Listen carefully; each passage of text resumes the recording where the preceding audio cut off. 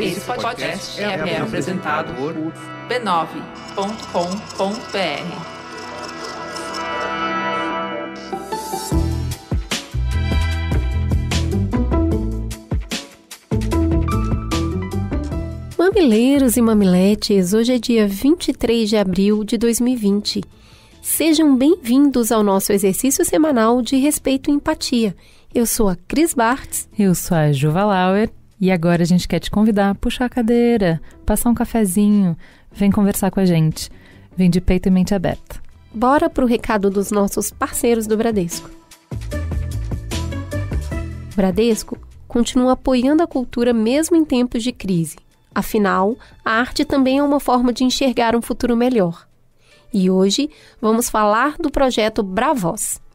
Ele foi criado para incentivar artistas nacionais negros a terem mais valor e reconhecimento de negócios. Durante o encontro mensal, a gente conheceu mais da história e dos sonhos de duas personalidades de diferentes segmentos. Na edição desse mês, as convidadas são a MC Rebeca e a artista plástica Rosa Luz. As duas compartilham suas experiências de vida e, principalmente, como encaram o desafio de ser uma referência para as futuras gerações. Ficou curioso? Ouve só um trechinho para você ver como o bate-papo tá legal. Tudo se mescla, eu não sei mais quais são as fronteiras da criação de um vídeo e artes visuais. Para mim tá tudo conectado e eu acho que a oralidade é o que centraliza tudo, incluindo a questão do empreendedorismo, sabe?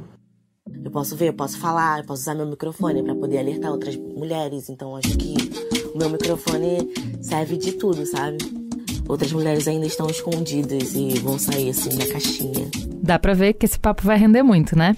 Escute as entrevistas completas no podcast Negro da Semana, que pode ser ouvido no Spotify ou em todas as plataformas de streaming de áudio. E tem sugestão na Rede B9 de podcasts. Essa semana, o Finitude.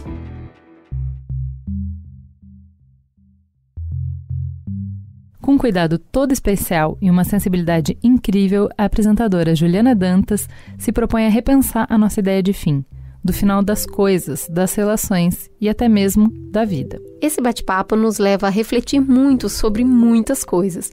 Por exemplo, há umas 2 semanas, o Finitude conseguiu com exclusividade visitar um hospital Premier, o primeiro do Brasil a se dedicar integralmente aos cuidados paliativos, e que decidiu fechar as portas para proteger os funcionários e os 48 pacientes que estão internados em situação de fragilidade. É uma viagem incrível que nos leva a sentir as dificuldades e as emoções de estar no fronte de batalha. Para conhecer mais, acesse finitude.b9.com.br e ouça o episódio Confinamento.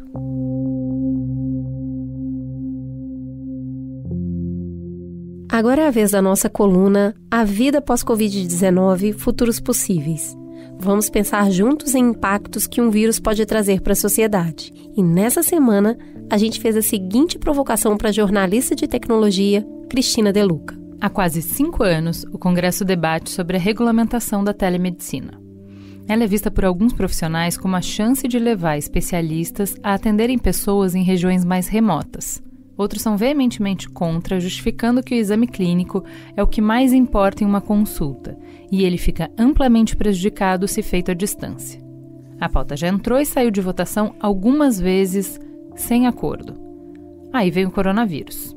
O Senado aprovou no dia 31 de março um projeto que autoriza a prática de consultas médicas virtuais, a telemedicina, durante a pandemia do novo coronavírus. O projeto define a telemedicina como o exercício da medicina mediado por tecnologia para fins de assistência, pesquisa, prevenção de doenças e lesões e promoção da saúde. Como você acredita que as experiências médicas mediadas pela tecnologia saem transformadas dessa experiência? Será possível devolver o gênio para a garrafa pós-pandemia? Conta pra gente, Cris. Oi, gente, eu sou a Cristina De Luca, jornalista, cubro a área de tecnologia há algumas décadas, pelo menos umas 3. Aqui na Rede B9 eu faço o podcast The Shift, junto com a Silvia Bassi, que é uma espécie de versão em áudio da nossa newsletter The Shift, focada em disrupção digital. Me pediram para conversar um pouquinho com vocês sobre telemedicina. Tem algumas questões que estão em jogo aí. Por exemplo, Uma das coisas que todo mundo gostaria de ver, pelo menos alguns médicos levantaram essa lebre e isso estava em debate, é se o médico que vai trabalhar com a teleconsulta precisa de uma formação específica para isso. A outra é ter procedimentos muito claros e específicos, como, por exemplo, aquele que deve informar ao paciente todas as limitações sobre o uso da telemedicina, né? Sobre o que acontece numa teleconsulta. Outra questão também que gerou muito debate foi a questão de necessariamente seguir os mesmos padrões normativos e éticos dos atendimentos presenciais, principalmente em relação ao valor cobrado pela consulta. Nossa, isso deu pano para manga, muito debate. Enfim, eu ouvi muita gente dizer que o Conselho Federal de Medicina levaria pelo menos de 2 a 3 anos para voltar a fazer uma nova resolução. Veio o Covid-19 e virou isso tudo de cabeça para o ar. Tirou todo mundo da zona de conforto e eu acho que tirou da zona de conforto para sempre, principalmente em relação a 2 aspectos, né, que o Conselho Federal de Medicina vai ter que correr para viabilizar. O primeiro deles é garantir a segurança das teleconsultas, né? Porque a gente sabe que os dados médicos são dados pessoais sensíveis e precisam ter um grau de segurança e de sigilo maior. O outro é a questão da relação cultural médico-paciente. O Covid está demonstrando que para várias especialidades médicas, a possibilidade de teleconsulta, como hoje já acontece, por exemplo, com o diagnóstico médico, né, ou com os exames médicos, ele pode ser feito de forma remota. E aí eu acho que não dá mais para voltar a botar o gênio na garrafa, de volta na garrafa, como vocês me perguntaram. Eu acho que a teleconsulta veio para ficar porque deu um clique nessa relação cultural entre o médico e o paciente. E a gente começou a perceber que sim, é possível usar a teleconsulta e principalmente usar a teleconsulta num primeiro diagnóstico médico capaz de diminuir as filas nos hospitais, diminuir a quantidade de encaminhamento para o pronto atendimento. Por quê? Porque você pode, numa primeira anamnese, saber a gravidade da situação e, ao aferir a gravidade da situação e perceber que a coisa não é tão grave assim, tratar o paciente de outras formas, evitando o encaminhamento para um hospital. Então, assim, tem um treinamento muito importante que precisa ser feito realmente para esse profissional, mas eu creio que a gente já tem hoje no Brasil, para determinadas especialidades médicas, essa questão do teleatendimento bastante resolvida, né, eu diria. O cuidado com a saúde é uma das áreas onde as startups estão crescendo mais no mundo todo e muito dentro de um ramo específico que é a deshospitalização, né? Tentar evitar sobrecarregar os hospitais com pacientes que não tinham necessidade de estar num pronto atendimento e estão ali, às vezes, tirando o lugar de alguém que deveria estar sendo prontamente atendido. Vamos ver. Eu acho que não tem mais como botar o gênio de volta para a garrafa, isso veio para ficar. Vamos para a coluna do Perifa Connection? Quem traz a coluna para a gente essa semana é o Wesley Teixeira. Ele é morador do Mangueirinha, na Baixada Fluminense, é do movimento Negros Evangélicos e estudante de pedagogia. Hoje ele compartilha com a gente suas experiências de vida e como a sua relação com a família o ajudou a se desenvolver. Wesley, além do Perifa Connection, também integra o pré-vestibular popular Mais Nós e é militante do MNU, Movimento Negro Unificado. Olá, eu sou Wesley Teixeira do Perifa Connection e vim aqui para falar com vocês sobre esse momento de crise que nós estamos vivendo, em que a orientação é ficar em casa. Geralmente, todas as pessoas que moram na mesma casa que você são consideradas a sua família.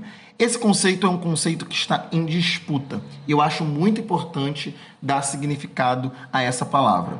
Por exemplo, no momento de Covid-19, que a gente faz campanhas de solidariedade para garantir que todas as famílias tenham o que comer na sua mesa.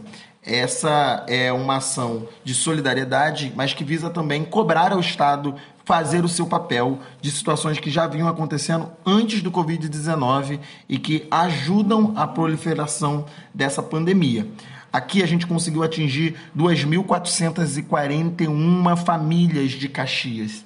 É uma cidade invisível, precarizada, que já vinha enfrentando todas essas dificuldades. Pensando nisso, eu queria falar dos meus pais, que estão envolvidos nessa campanha comigo também.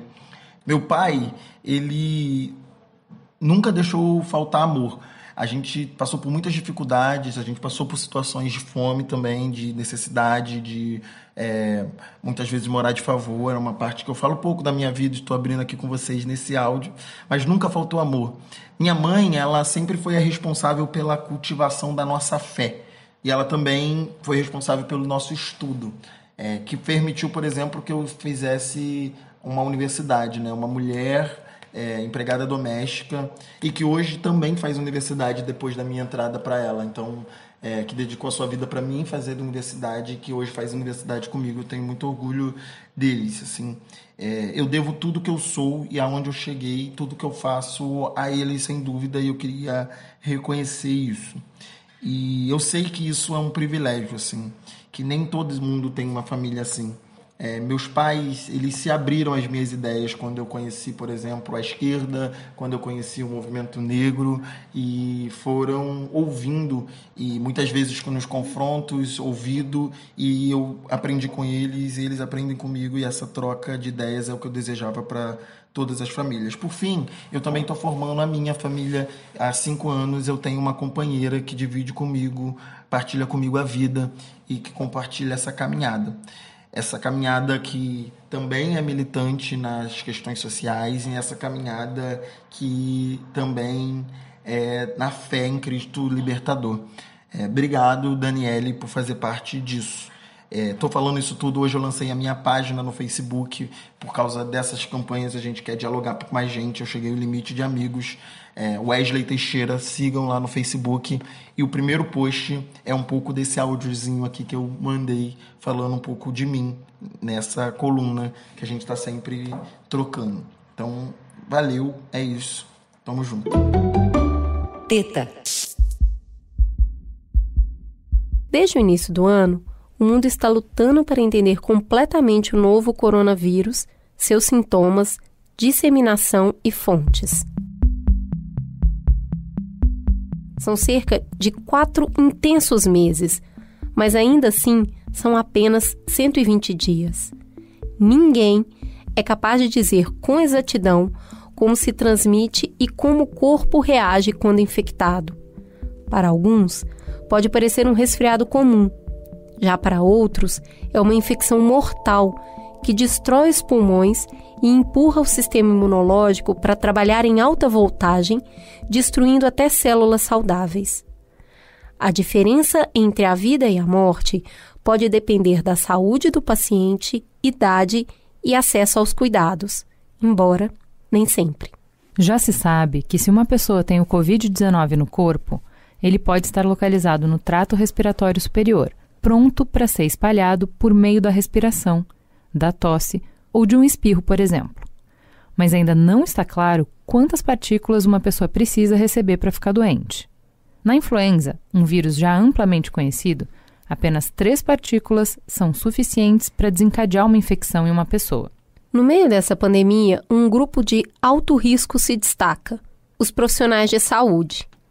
Apesar dos equipamentos de proteção individual, escassos em muitos países, médicos, enfermeiros e outros profissionais parecem tender a contrair mais o vírus que a maioria das pessoas e também a desenvolver sintomas mais graves.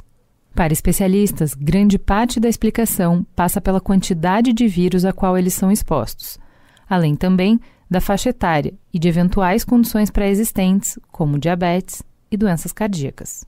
Uma maior carga viral, termo usado para tratar da concentração do vírus, significa que a gravidade de uma doença tende a ser pior e a capacidade de transmissão para outras pessoas, maior.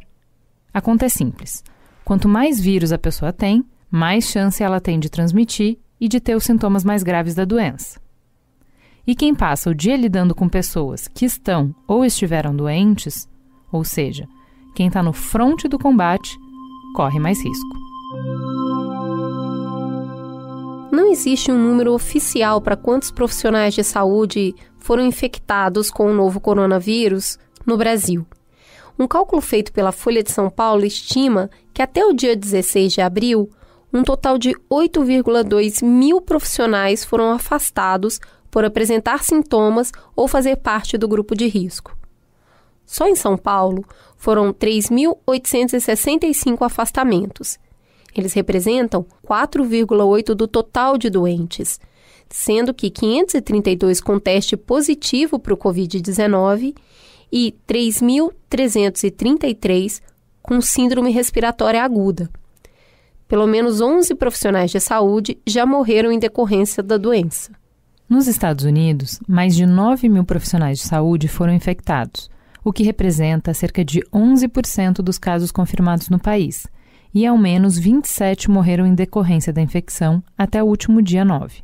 Em todo o mundo, estima-se que os profissionais de saúde representam algo entre 4% e 12% dos casos confirmados. Davi Wipp, médico e coordenador do Centro de Contingência do Combate ao Coronavírus em São Paulo, foi infectado pela doença e teve de se afastar do trabalho. Na volta, ele deu um depoimento emocionante. Então, este sentimento de você se ver como médico, infectologista, com uma pneumonia, sabendo que muito provavelmente entre o 7º e o 10º dia você ia complicar, eu quero dizer a vocês que foi um sentimento muito angustiante. E quero dizer também para vocês que não é fácil ficar isolado. É de extremo sofrimento, mas absolutamente fundamental. Absolutamente fundamental. Eu tive que me reinventar. Eu tive que criar um Davi novo. Seguramente mais humilde e sabendo os limites da vida. Solidão, impotência, propósito, coragem, frustração.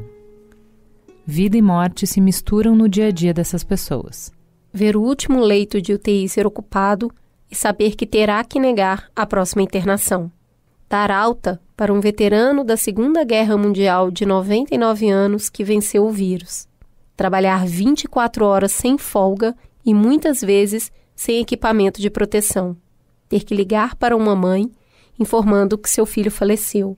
Constatar que não existem mais respiradores disponíveis e ser forçado a fazer escolhas impossíveis sobre quem vai ser tratado e quem vai deixar morrer.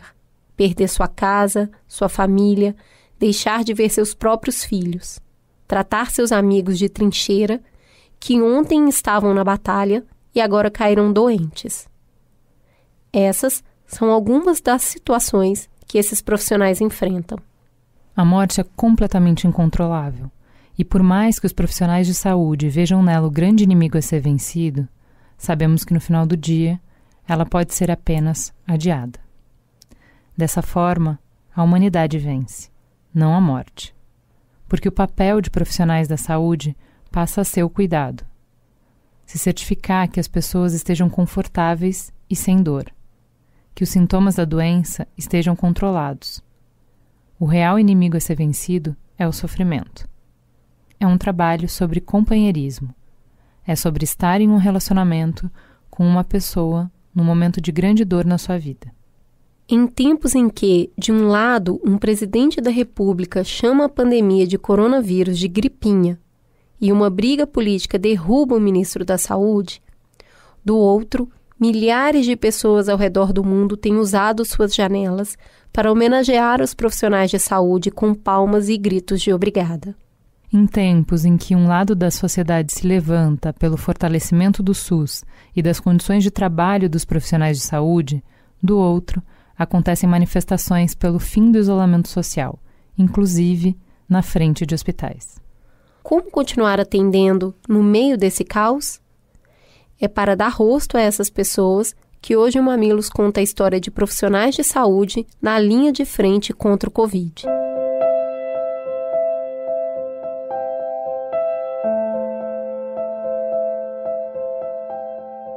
Como não temos testes para mostrar o tamanho e a profundidade da crise que enfrentamos, a Fiocruz divulgou uma série histórica mostrando a evolução de casos de síndrome respiratória aguda nos últimos 10 anos no Brasil. Em 2016, vivemos um pico de casos, consequência da pandemia de gripe suína. Foram 1,5 pessoas hospitalizadas para cada 100 mil habitantes. Nesse momento, a incidência de síndrome respiratória aguda no país é de mais de 5 pessoas por 100 mil habitantes. É quase 4 vezes o número enfrentado no pico de 2016. O grande impacto está na capacidade do sistema de saúde de responder a isso. Segundo o governo, o nível de segurança do sistema, para evitar sua saturação, é abaixo de 1 paciente para cada 100 mil habitantes. Pela série, todas as regiões já estão em alerta. O maior número de casos ainda se concentra no Sudeste. Mas essa semana foi Manaus que ocupou o centro das notícias com o colapso do sistema de saúde.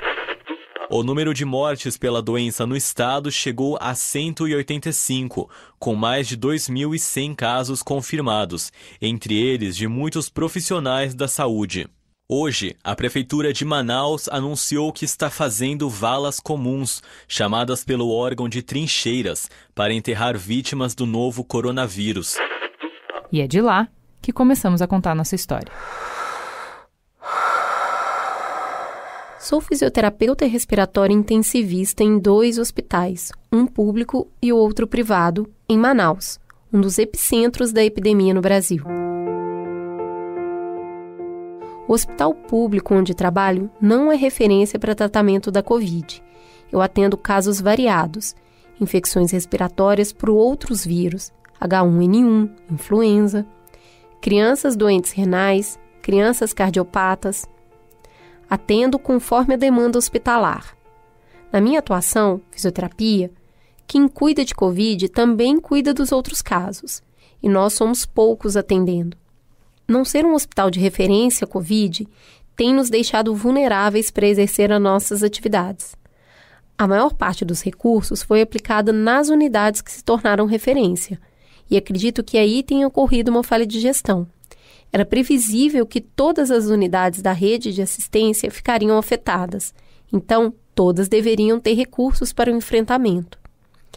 Inicialmente, somente um hospital foi definido por ser referência do Covid aqui em Manaus. Os outros hospitais de grande porte demoraram para receber estrutura e preparo para os casos que possivelmente aconteceriam. Como não foram preparadas adequadamente, essas unidades demoraram para receber equipamentos de proteção adequados, ocasionando maior contaminação, principalmente entre os profissionais de saúde. E é aí que a gente chega na minha situação. Eu e meus colegas compramos a maioria dos nossos equipamentos e precisaremos ainda comprar mais. Compramos máscaras N95, óculos de proteção, escudo de proteção facial. Por enquanto, o gasto não foi alto. No meu caso, foi cerca de R$50. E ainda preciso comprar avental impermeável que custa entre R$70 e R$90 cada um. E o avental eu só posso usar um por atendimento. Um por paciente durante o plantão. O que incomoda não é o gasto particular. Incomoda ver os gestores declarando que os profissionais estão devidamente protegidos, quando isso não é uma verdade. Nós estamos usando capas de chuva para nos proteger e compartilhando essas capas entre a gente. Já atendemos casos suspeitos e confirmados sem utilizar os EPIs adequados. A maioria dos profissionais já apresentou alguns sintomas e vários já testaram positivos. Outros foram até afastados. Além da precariedade das condições de trabalho, ainda existe a pressão. A pressão psicológica, ela é total. Alguns colegas não quiseram correr o risco de levar contaminação para os seus familiares e acabaram pedindo demissão. Eles estavam sendo pressionados para assumir pacientes Covid, mesmo não sendo a área de sua especialidade. Chegamos ao ponto de colegas que estão testando positivo para a doença receberem advertência por não se apresentarem para o trabalho. Nossas famílias estão adoecidas ou distantes. Eu, pessoalmente, não posso ter contato com os meus filhos e com a minha mãe, que são grupos de risco.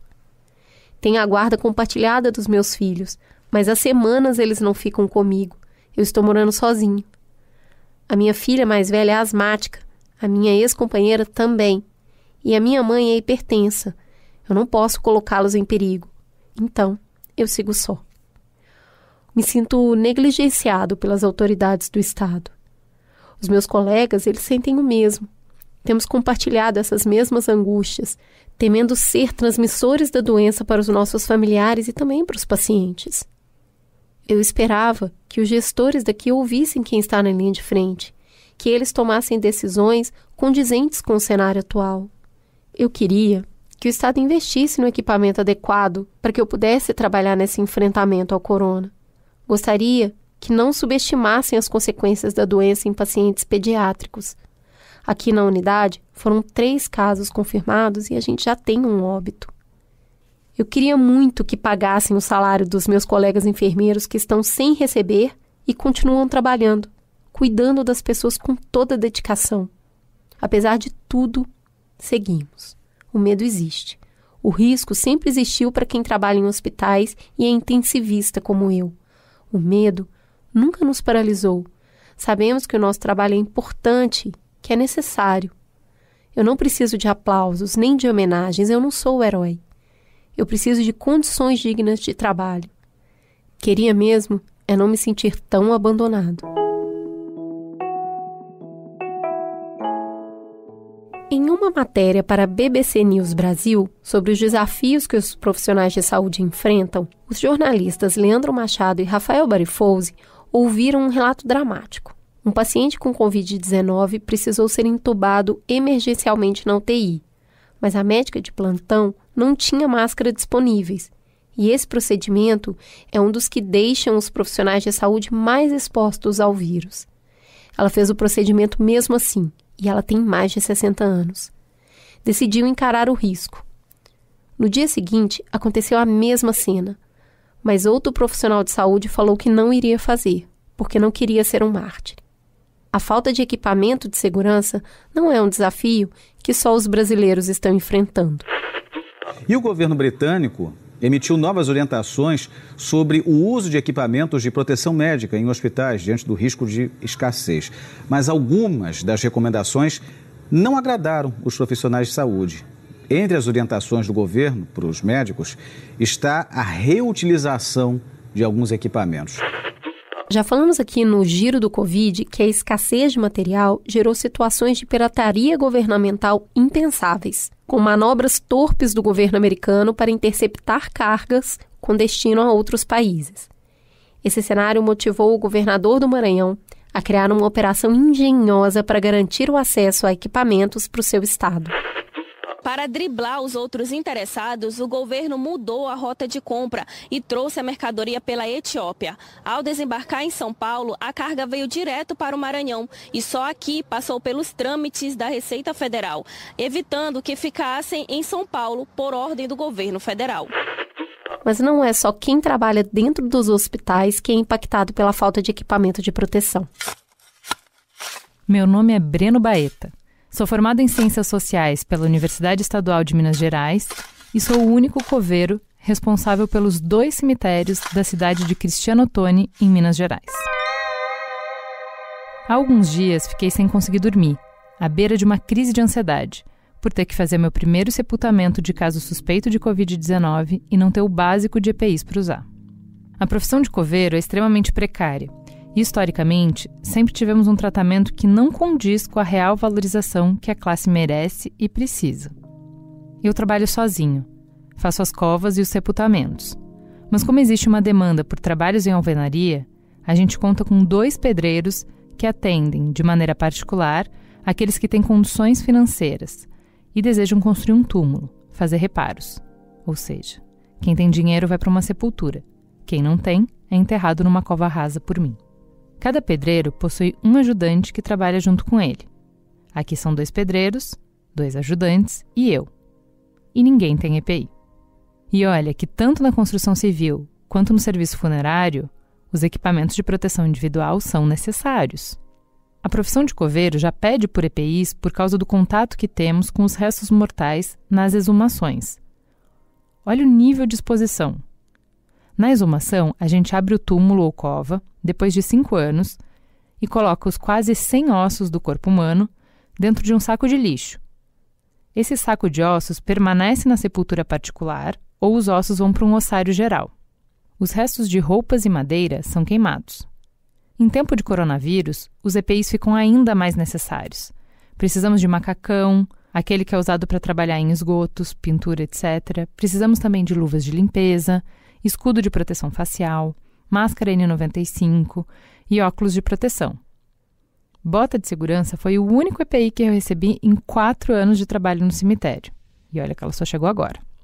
A precariedade das condições de serviço, as ferramentas ruins, a falta de local para higienização e a completa ausência dos equipamentos de proteção já me fizeram protestar aqui das maneiras mais absurdas.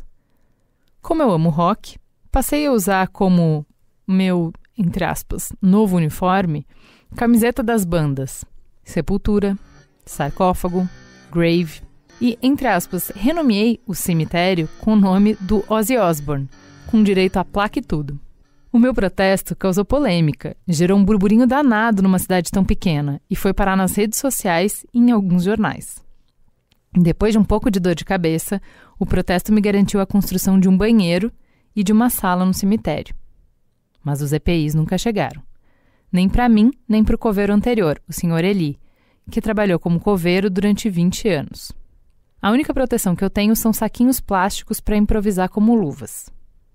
Desde que comecei a exercer a função de coveiro, a maior dificuldade sempre foi fazer enterro das pessoas do meu convívio. Afinal, Cristiano Ottoni é uma cidade pequena, é a minha cidade e de toda a minha família. Quando os casos de Covid-19 começaram a surgir no Brasil e as manchetes noticiavam o colapso do sistema funerário italiano, passei algumas noites tendo pesadelos. Tive sonhos horríveis. Eu sonhava com vários corpos em caixões empilhados e esses caixões caíam em cima de mim.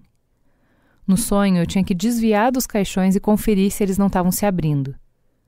Os caixões aqui no Brasil se baseiam no modelo italiano. A semelhança entre eles fez com que os meus pesadelos fossem ainda mais reais.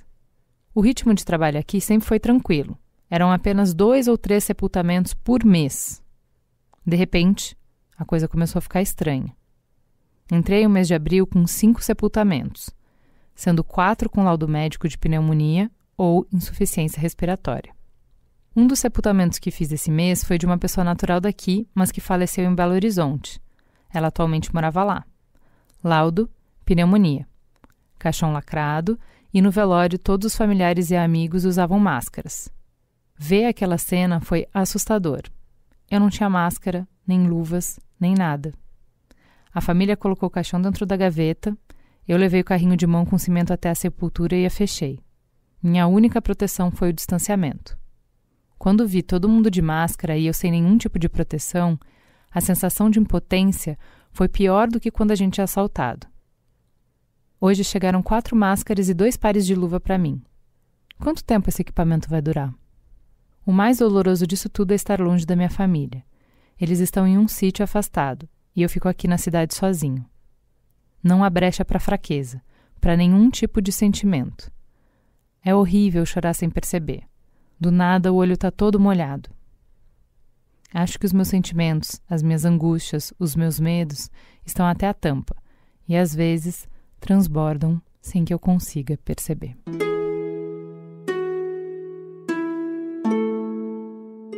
Além da angústia de trabalhar sem proteção, existe outra preocupação latente. A gente está combatendo uma doença tão nova que ainda nem sequer compreendemos seu comportamento. E por isso, os profissionais lutam para ajudar seus pacientes sem garantias, sem certezas. Nessa busca por respostas, a gente já passou pelo debate sobre cloroquina e essa semana a gente teve a publicação de um estudo inusitado. As características do novo coronavírus surpreendem a todo momento e cientistas investigam uma possibilidade curiosa. De acordo com cientistas franceses, a nicotina pode ter um efeito protetor contra a Covid-19. Os pesquisadores já se preparam para iniciar vários testes com adesivos após constatarem a baixa proporção de fumantes entre os infectados no mundo. Nada disso é resposta. Tudo isso é busca. O que a gente realmente sabe é da gravidade da taxa de contágio, o que traz um protocolo muito mais rígido de isolamento. É uma realidade nova, para a qual ninguém está preparado. Meu nome é Roberta Lessa, tenho 31 anos e me formei em 2013 na Universidade de Fortaleza. Trabalhei 4 anos na atenção básica e, nesse período, eu me especializei em saúde pública.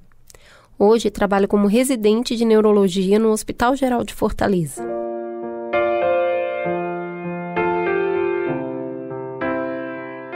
Moro com meus pais e minha irmã mais nova. Meus pais também são da área de saúde e a minha irmã é arquiteta. Não me isolei dos meus pais porque eles também estão na área e seguem trabalhando. Já a minha irmã segue isolada desde que começou a quarentena. Tenho uma ótima relação com a minha irmã. Nós somos muito amigas. No início, ela estava mais assustada. Agora, um pouco mais tranquila. Eu quis até sair de casa para proteger a minha família, já que eu estou na linha de frente do enfrentamento. Mas a minha mãe disse que não era necessário. Em casa, tomamos todos os cuidados para ninguém se infectar. Mas a minha rotina mudou drasticamente com o surgimento do Covid-19. Antes, eu trabalhava em média 60 horas por semana como residente e dava alguns plantões por fora no Hospital Geral mesmo. Agora, eu trabalho pelo menos 84 horas semanais. A emergência Covid do Hospital Geral de Fortaleza é isolada da emergência habitual. Temos que entrar paramentados para nossa própria proteção e, ao mesmo tempo, adotar medidas de contenção para evitar a falta de EPIs. Estamos usando os aventais impermeáveis só para atividades que gerem aerosol, como intubação e coleta suave. Aquele teste com um cotonete com uma haste comprida que coleta material no nariz ou na garganta. No mais, como em consultas e avaliações gerais, a gente usa um avental não impermeável, de isolamento comum. Tudo para não ficar gastando o EPI. Além do avental, é obrigatório gorro, máscara 95, máscara comum por cima, óculos ou escudo facial, luva comum por baixo com luva estéril por cima, botas ou sapatos impermeáveis como propé ou gorro quando não há propé disponível. Ao sair do plantão, somos orientados a tomar banho e trocar de roupa antes de sair do nosso setor para evitar a contaminação de outros setores do hospital e também a contaminação de colegas e pacientes. Ao chegar em casa, a saga continua. Eu deixo o sapato que uso no hospital dentro do carro e subo para o meu apartamento usando o chinelo. Chegando na porta, deixo o chinelo do lado de fora, tiro a roupa assim que entro e já coloco tudo para lavar. Daí lavo as mãos e tomo banho. Mesmo com todos os cuidados, ainda tenho medo de contaminar outros familiares. Não estou visitando a minha família, principalmente minha avó e um tio, que são grupos de risco. Nossa emergência Covid é um local contaminado, então os pacientes entram e ficam sozinhos. Não tem acompanhante. Isso torna tudo muito mais triste. Dia desses, um senhor chegou com muita falta de ar, com grave insuficiência respiratória. Explicamos que ele precisava ser entubado por causa da gravidade do quadro. Ele respondeu que tudo bem, mas que ele queria ligar para a esposa antes para dizer que a amava. Esse senhor segue internado, entubado e sem poder receber visitas. Não sei mais detalhes sobre ele, porque são muitos casos. A internação por Covid é uma internação longa e solitária. A equipe médica da tarde fica responsável em ligar para os familiares para dar as notícias e atualizar quanto ao quadro clínico dos pacientes. O fluxo de pacientes segue intenso, tanto de admissões quanto de internados, e a cada dia é uma vitória a ser comemorada. Acontece também de familiares que querem se expor e ficar junto com seus entes queridos internados de qualquer jeito. Principalmente filhos. Tudo para não deixar o pai ou a mãe sozinhos. Isso é amor, apesar das adversidades. Eu gosto muito de conversar com os pacientes. Atendi uma moça jovem, 19 anos, que chegou com muita falta de ar. Mas a falta de ar dela era por ansiedade, por medo da realidade que atravessamos. Ela não era grupo de risco, os parâmetros estavam todos normais e não tinha histórico de Covid. Ela estava bem nervosa. Então, eu parei um pouco naquela loucura toda, sentei do lado dela e fiquei conversando até ela se acalmar. Fui vendo a moça melhorar da falta de ar no decorrer da conversa terapêutica. Às vezes, é só isso que o paciente quer, alguém que o entenda. E é difícil querer abraçar uma pessoa, dizer que vai ficar tudo bem e não poder abraçá-la pelo próprio bem dela. É triste. É justamente quando estamos ameaçados, assustados e acuados que vemos brilhar ainda mais a nossa delicadeza, que pequenos gestos nos conectam. Meu nome é Tatiane Matias, tenho 34 anos e sou encarregada da higienização da Santa Casa de Misericórdia de Belo Horizonte. O meu trabalho é coordenar a equipe e verificar a limpeza geral do ambiente. Com a epidemia do novo coronavírus, a minha rotina mudou completamente. Além de todos os parâmetros que precisamos usar para as alas destinadas exclusivamente aos pacientes do Covid por causa do vírus, temos tipos de produtos específicos para a higienização de nossos instrumentos, elevadores, portas, etc. A higienização já era uma grande preocupação antes da Covid-19. A limpeza é essencial num hospital. Agora, redobramos a atenção e os cuidados pela alta possibilidade de contaminação. Em casa também tenho uma nova rotina.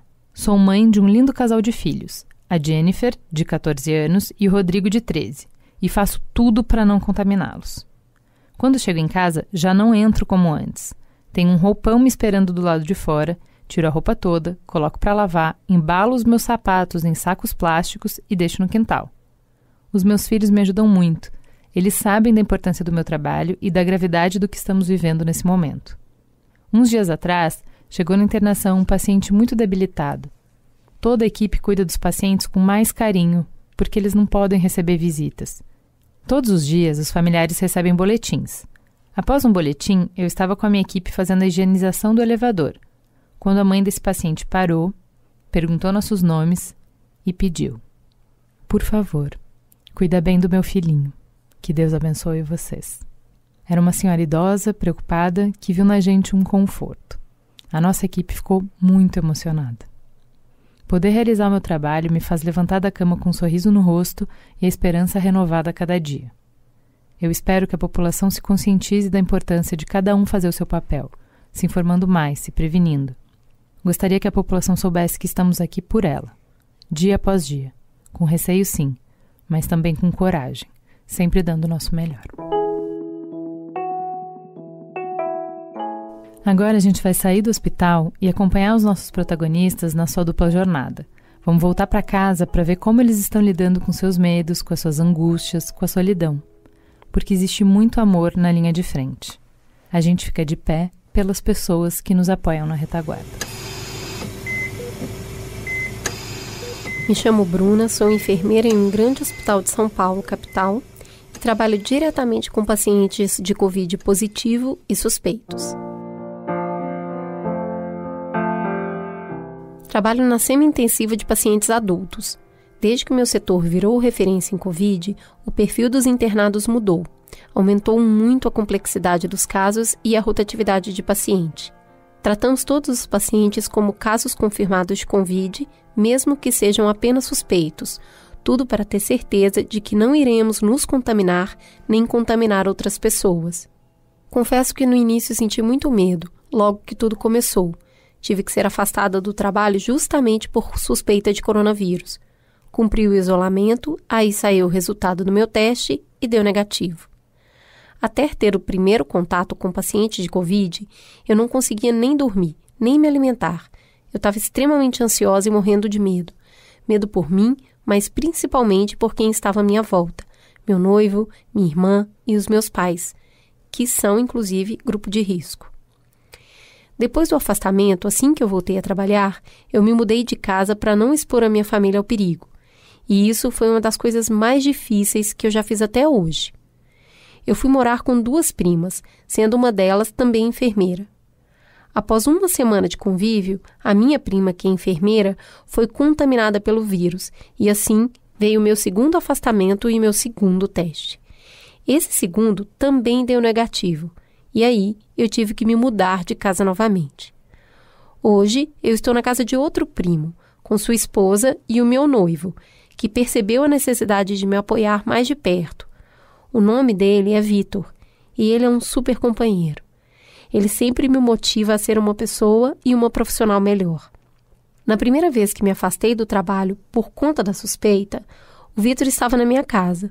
Eu fiquei trancada no quarto longe de todo mundo e ele ficou dormindo na sala.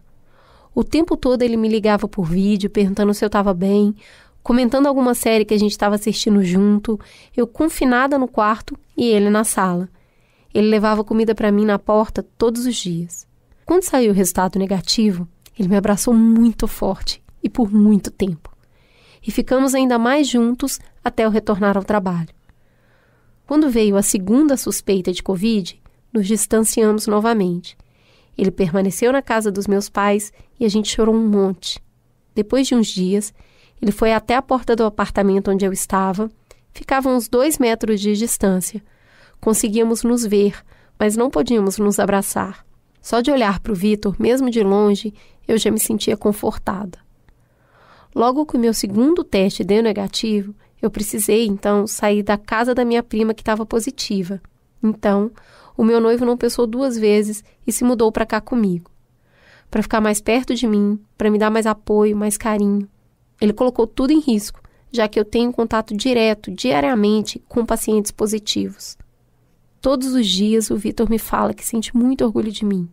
E eu preciso muito do suporte dele. Eu tive a sorte de não ter sido contaminada.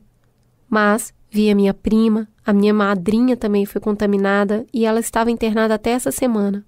Foram 2 semanas na UTI. Não foi fácil ver a minha madrinha, que também é profissional de saúde, lutando pela própria vida. São tempos muito difíceis e ver que várias pessoas não estão fazendo a sua parte acaba me frustrando.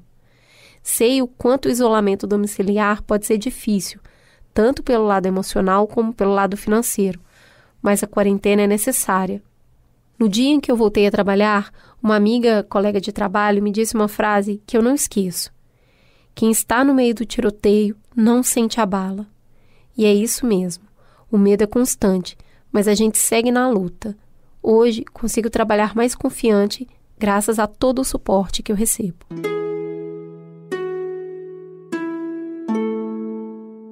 Na linha de frente do combate a essa epidemia estão pais e mães. E esse sentimento de exaustão ficou ilustrado em retratos de médicos italianos com os seus rostos marcados pelos equipamentos de proteção. Essas fotos circularam o mundo todo. Começou com uma selfie que o médico italiano Nicola Sargibi fez no dia 13 de março, após 12 horas de trabalho. A sua intenção era mostrar a foto para a filha de 1 ano quando ela crescer e ele for contar a ela sobre esse momento. Depois dele, outros profissionais divulgaram fotos semelhantes ao final do expediente. Essa semana, eu me emocionei assistindo o Greg News Profissionais de Saúde com um vídeo que eles mostraram. É um pai chegando em casa. O filho, de menos de 2 anos, vai correndo recebê-lo, com os bracinhos levantados, como crianças nessa idade fazem. E o pai só pede não. Ele se agacha na altura do filho e então começa a chorar. Vamos agora para o Rio de Janeiro para escutar o relato de mais uma mãe na linha de frente do combate ao vírus. Eu sou a Kiara. Sou médica intensivista e divido a gerência de uma UTI especializada para Covid-19 num hospital de referência da Zona Sul do Rio. Sou a primeira mulher ocupando esse posto em mais de 30 anos. Participo também da gerência de uma UTI materna, referência para gestantes Covid-19 pelo SUS, em São João de Meriti.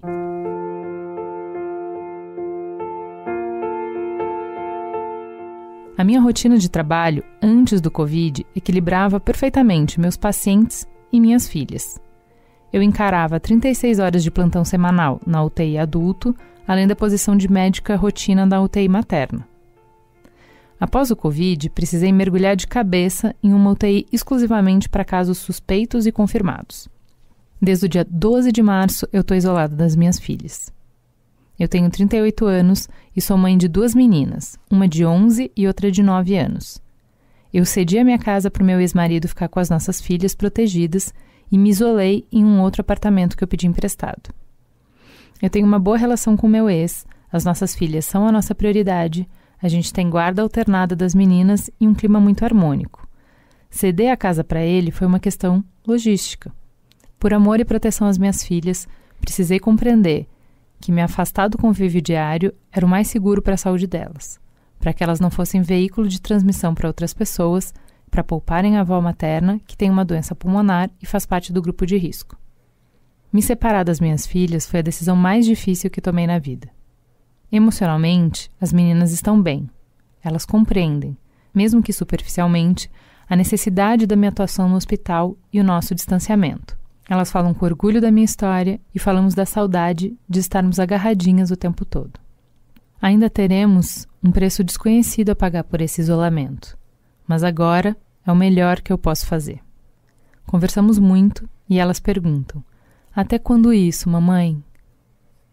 E eu só consigo conversar dando prazo de 1 semana para frente. Só mais 1 semana. Meu coração de mãe não aguenta projetar mais adiante. Eu estou também longe dos meus pais, que moram longe desse apartamento que virou meu QG. De uma hora para outra, me deparei com uma coisa que eu nunca tinha vivido: morar sozinha. Minha rotina se resume a ir muito cedo para o hospital, sem hora para voltar para casa, volto quando dá e ainda tenho que cuidar de mim, da casa.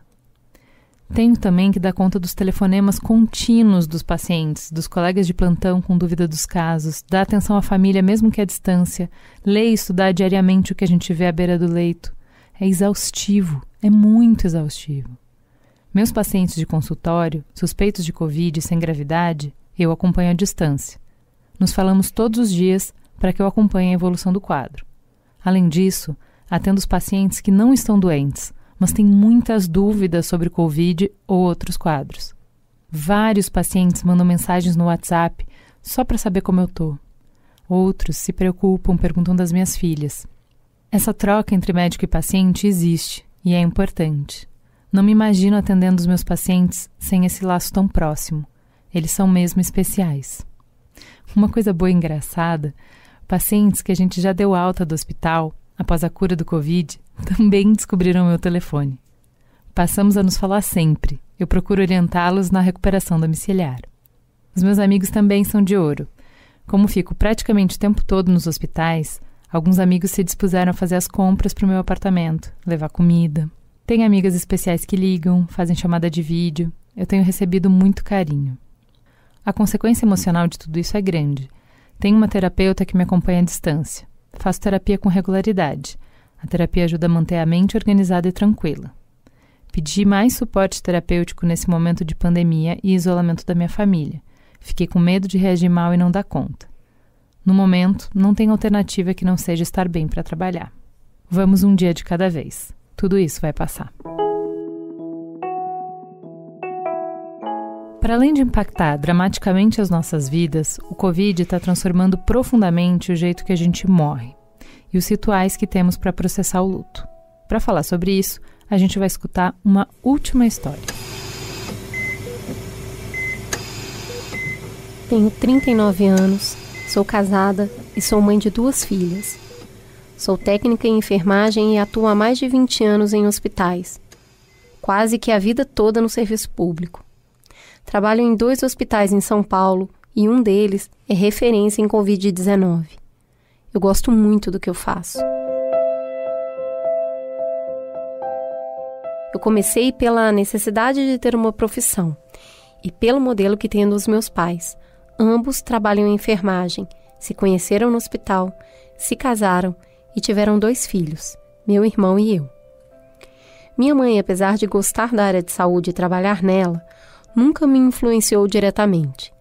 Ela sabia que a profissão de técnica em enfermagem era sofrida, mal remunerada, pouco glamourosa.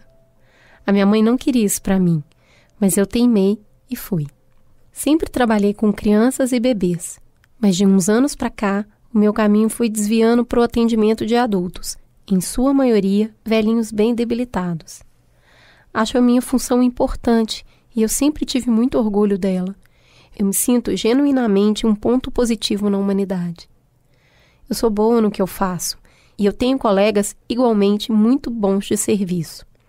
A área técnica costuma ser assim, ter profissionais muito capacitados. Aqui, a gente é muito unido. Nos reunimos, damos risadas, nos apoiamos e nos consolamos.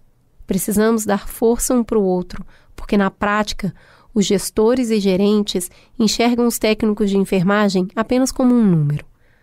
Somos somente um número na escala. Um técnico a mais, um a menos, não deu conta, substitui. Em períodos de crise, fica evidenciado como os técnicos não são importantes.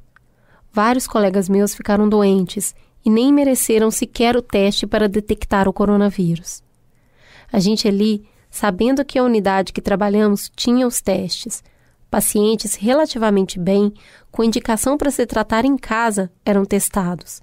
Mas meus colegas que estão ali trabalhando todo dia não tiveram direito ao teste. Para a gente, só é dado um atestado de 14 dias, orientações e nada mais. Vários dos funcionários adoecidos eram de organizações sociais, que são empresas particulares, parceiras na gestão. E por serem terceirizados, ficavam com medo de serem demitidos no retorno. Então, não insistiram em requerer um melhor suporte. É tudo muito triste, nos sentimos menores. Algumas vezes eu tive crise de ansiedade. Eu cheguei nessa conclusão junto com a minha psicóloga. Tontura, falta de ar, dor de cabeça, hiperventilação, tudo com parâmetros vitais normais. O quadro cessa quando eu foco a minha atenção em outra coisa. As minhas crises de ansiedade se desencadeiam com o meu chegar em casa. O ritual de tirar a roupa toda, o sapato, separar, tomar banho, dormir depois do plantão. Eu não consigo dormir direito. Eu olho em volta e eu vejo tudo que eu tenho a perder. É muita pressão, é muito cansaço represado junto. Há um tempo, eu venho remoendo algo que me dói muito. Eu e a minha equipe tivemos um treinamento sobre o preparo do corpo de um doente confirmado com suspeita do Covid. Temos que utilizar todo o aparato, todos os EPIs, como se o paciente ainda estivesse vivo. Procedemos os preparos normais de sempre e então entra a complementação. Os corpos são embalados em 2 sacos cinzas, bem vedados, com a identificação costumeira, seguida de uma descrição detalhada do corpo. Cor dos cabelos, corte de cabelos, tatuagens, cicatrizes, todos os detalhes, no máximo que a dignidade exige. Sei que a situação é excepcional e exige isso, mas eu vejo tudo menos dignidade.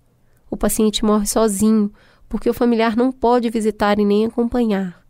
Ele é enterrado lacrado, sem despedidas, sem os rituais de luto tão importantes para a reorganização dos papéis na família. Imagina a dor de enterrar um corpo que você nem tem certeza se é mesmo o corpo do seu parente. Você confia nos documentos e enterra o seu ente querido junto com a sua dor. Para todo mundo que pensa que a economia é mais importante que a vida, eu tenho vontade de gritar, de mostrar tudo que eu vivencio todos os dias. Acelerar a economia em cima de uma pilha de cadáveres nunca vai dar certo. Eu não posso fazer quarentena. Eu vou de casa para o plantão e do plantão para casa. Nos poucos momentos de lazer, eu tomo sol na laje de casa e bato papo com colegas de trabalho. É praticamente papoterapia, um dando força para o outro. Eu estou com medo e eu sigo vivendo um dia de cada vez.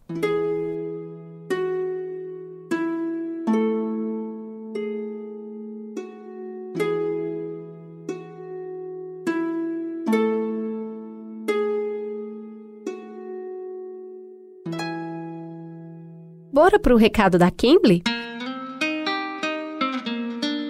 Let's go, girl! A Cris tá toda se achando talking in English, porque hoje ela veio falar de Cambly. Semana passada foi a Bia, nossa produtora, que fez a aula e mostrou pra gente como funciona essa plataforma de inglês com professores nativos online. E aí, você tomou coragem? Uai, tava aqui, tava na quarentena, fui lá. Aproveitei os recursos deles de escolher o tema da aula e fiz uma sobre o tema do programa. Levei um texto da revista Time, agora eu vou falar só assim, tá? Que tem a página Heroes of the Frontline, os heróis na linha de frente. Primeiro, eu fiz uma leitura em voz alta do texto para a professora e a gente trocou impressões sobre o que pensamos a respeito dele. Por fim, ela fez umas observações sobre a minha pronúncia, que, né, misturar inglês com sotaque mineiro. Okay, so in the first paragraph, it would be pronounced world. The next word is ambulances. And then the next word was dispatches. So ambulances run, carrying patients, and dispatches from the front.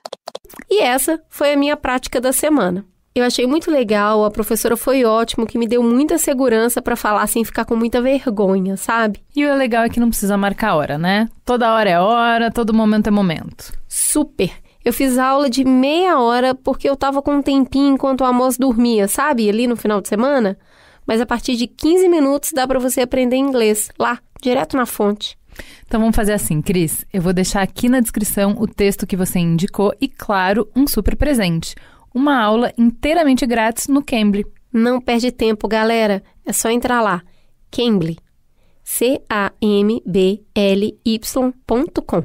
Cambly é incrível, ou melhor, wonderful. Farol aceso. Vamos pro Farol Aceso, lembrando que toda semana a gente faz um post especial no Instagram com as nossas indicações e dos nossos convidados. A gente coloca lá o nome, foto da capa do livro, filme ou vídeo indicado. Aproveita, segue o Mamilos no Instagram, @mamilospod. Conta aí, Cris, o que você fez de bom essa semana? É sempre uma tensão quando chega essa pergunta. Sempre, momentos de tensão. Eu vou falar a primeira coisa que me vem à mente, me desculpem ouvintes, mas pelo menos é uma dica muito boa. A 3ª temporada da série Falda acabou de estrear na Netflix e eu sou muito fã dessa série.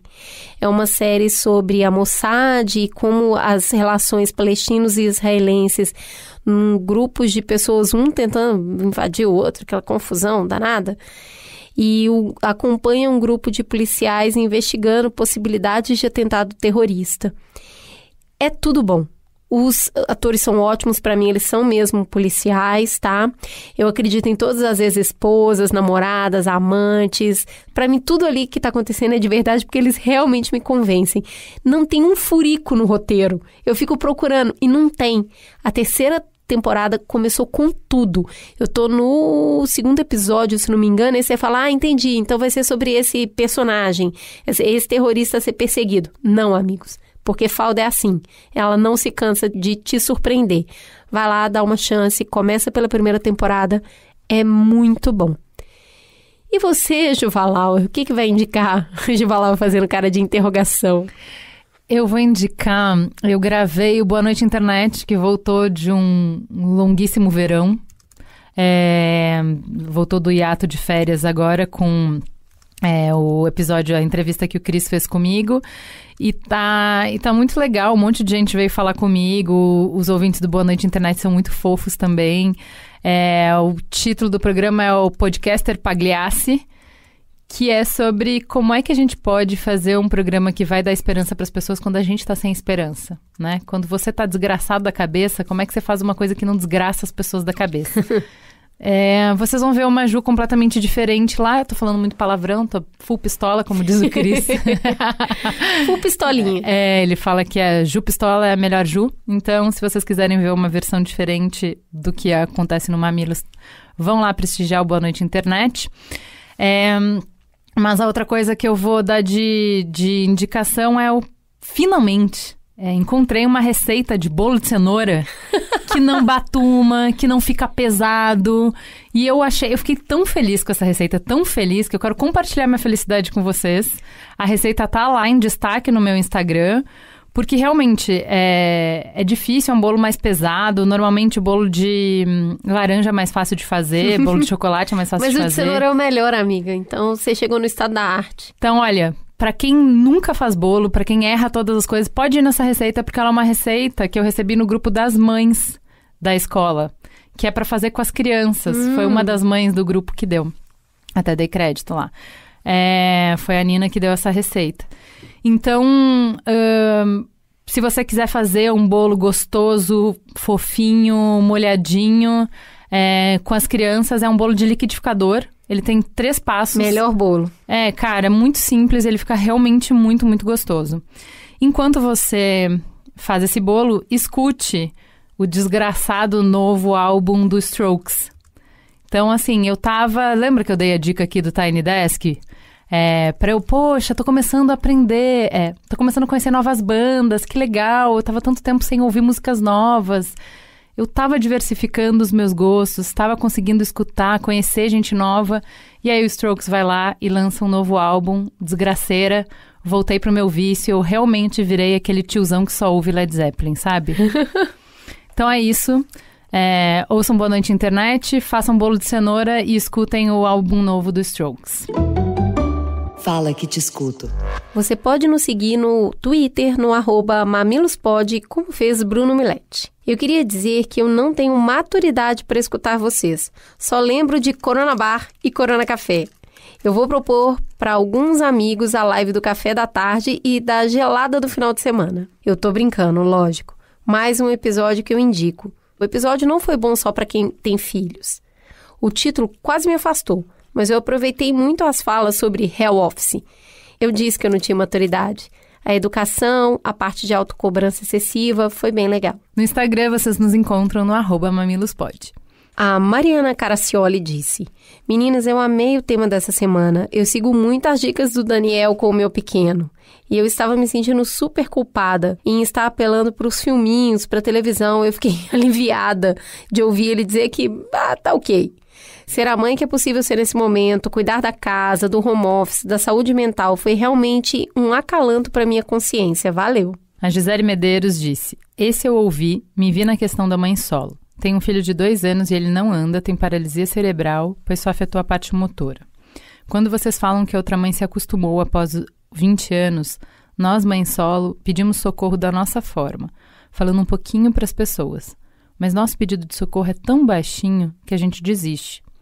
Pede força para o universo e segue em frente. Não peço mais socorro, me acostumei. E nessa fase de home office fica mais difícil. Às vezes trabalho com ele em casa. Tem dias que não dá. Tem uma moça que olha de vez em quando. Evito ficar tirando ele de casa, mas preciso trabalhar e manter meu emprego. Cumprir minha meta, porque a cobrança ficou maior. Divide casa, trabalho, faculdade, de ensino à distância. Tem hora que eu acho que não vou aguentar. Mas o que me deixa feliz é ter meu filho perto e me formar em marketing. Adoro vocês, meninas. A Camila Dalla Posa disse: mesmo não tendo filhos, ouvi o episódio e fiquei feliz ao ouvir, mesmo que brevemente, menções sobre as dificuldades que nós, professores, estamos enfrentando com as aulas online e as atividades de EAD. Não está sendo fácil cumprir o que os donos das escolas querem, os nossos patrões. Ouvir as críticas de quem não é da área de educação, como se fôssemos culpados e tomadores de decisões, não somos. Ouvir as críticas de várias famílias que também têm muitas dificuldades e demandas. E se eu posso dar uma sugestão, acho que a educação nos tempos de quarentena vale um episódio todo. Sou fã de vocês. No e-mail você pode nos escrever para o mamilos@b9.com.br, como fez a Joyce. Oi meninas, que bom que vocês fizeram esse pod. Tava comentando com as minhas amigas como eu tô me sentindo uma mãe de merda, lembrando outro episódio que vocês já fizeram. Fiquei desempregada, meu marido é o da história que fica de 10 a 12 horas trancado no quarto trabalhando e todo o resto fica nas minhas costas. Já posso adicionar no meu currículo faxineira, professora, cabeleireira, personal, administradora. Ai, como eu tô cansada. E a gente ainda não pode reclamar porque somos privilegiados em ter um teto, em ter comida na geladeira, em ter saúde. Que difícil. Espero muito que vocês estejam bem e, por favor, não parem de fazer mamilos. Esse é o meu momento, o meu tempo, que eu fico só escutando como tem outras pessoas iguais a mim. Muito obrigada. Esse mamilo só é possível com a produção de Amanda Lino e Beatriz Fiorotto, o apoio à pauta de Jaque Costa, a edição de Alexandre Potashev, assistente de edição Andy Lopes, capa de Bárbara Sewert, publicação AG Barros e a apresentação de Juliana Valauer e Cris Bartz. Até semana que vem. Mamilos, jornalismo de peito aberto. Aberto. Aberto. Aberto. Aberto. Aberto. Aberto. Aberto.